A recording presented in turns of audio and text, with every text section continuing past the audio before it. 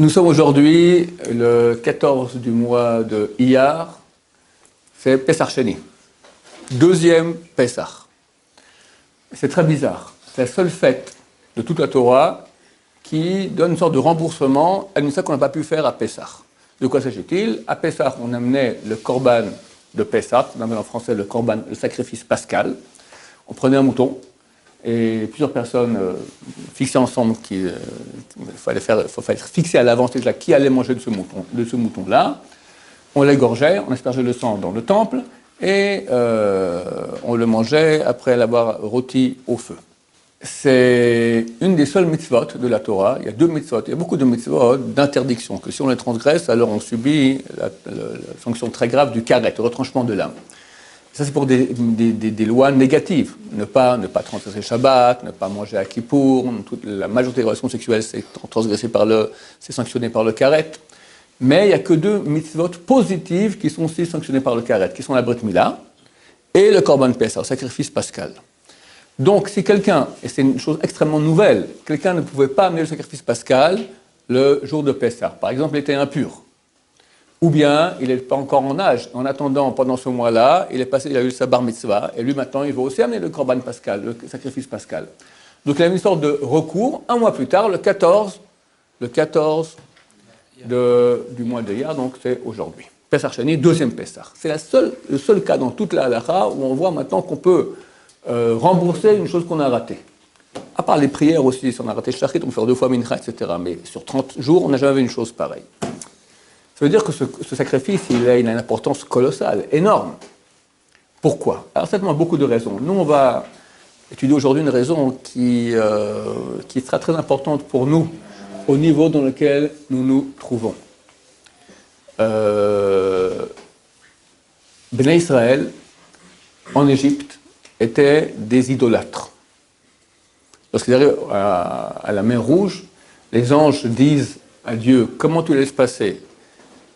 Tu veux maintenant engloutir les Égyptiens? Ok, ils sont idolâtres, mais les Juifs aussi sont idolâtres. Alors pourquoi eux et pas eux? Donc ils étaient vraiment idolâtres. L'idole des Égyptiens, c'était quoi? Le mouton. Pourquoi? Parce qu'au niveau astrologique, le mois de Nissan, c'est le premier des mois, et c'est le signe du mouton, d'accord? Du bélier, pardon. Bélier. Mais bon, le bélier, il fait des petits moutons. Donc c'était la Avodah, c'était l'idole de l'Égypte.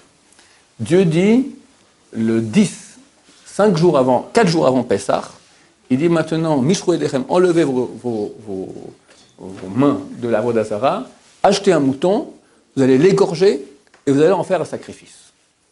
C'était d'une part pour montrer aux Égyptiens, regardez qu'est-ce qu'on fait de votre Dieu, et on le sacrifiait, après il fallait le manger, laisser tous les os, après le jeter dans la rue, et tout le monde voyait maintenant, et les chiens allaient, ils mangeaient le reste des os, d'accord? C'est super honteux pour la Avodah Zara des Égyptiens. Mais regardez qu'est-ce qui s'est passé ici. Dieu nous dit de prendre la chose la plus haïe d'Hachem, l'idole de l'Égypte. On la prend et on en fait le sacrifice le plus important de tout sacrifice, que si on l'a raté, on peut le ramener encore 1 mois plus tard. C'est-à-dire une chose énorme.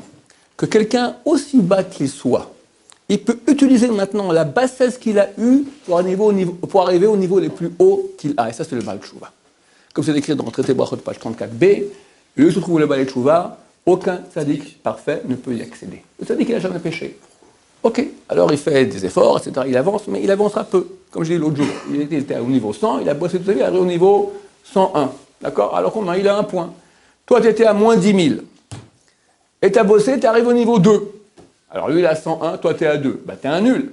Non, mon cher ami, moi, j'ai 10 002. 10 002. Pourquoi? Parce que plus tu es bas, plus la lumière que tu fais, plus les efforts que tu fais par rapport à Hachem, ils sont énormes. Quand quelqu'un est dans la lumière, comme dit la Gemara, allumer une bougie en plein jour, c'est pas important, c'est rien du tout. À quoi ça sert? Allumer une bougie maintenant dans l'obscurité, ça se voit. Maintenant, dans l'obscurité des Français. D'accord? Est-ce qu'il y a eu pire durant toute l'histoire? Je ne sais pas. D'accord? Où tu l'as vu, peu importe. D'accord? L'obscurité. Et là-bas, tu as des gens qui disent Hachem, je veux faire ta Torah, j'essaye, je me lève, je tombe, je me lève, je retombe, et c'est dur, etc. Mais tu te bats. Cette bassesse-là, celle qui donne toute la grandeur, à un point tel que Dieu dit, prends cette avodazara affreuse, t'en fais le plus grand sacrifice. Ça veut dire, quand tu te bats pour quitter le mal, et tu retournes c'est dur, t'es en train de... Les gens me disent, c'est difficile des fois, il faut sacrifier, tu prends toi-même, c'est comme tu sacrifies toi-même, c'est comme je suis en train de m'égorger moi-même, ouais, t'égorges maintenant ton etc., c'est une partie de toi. Il n'y a pas de sacrifice qui est plus doux aux yeux de Dieu. Baruch Adonai, Leolam, Amen, Amen.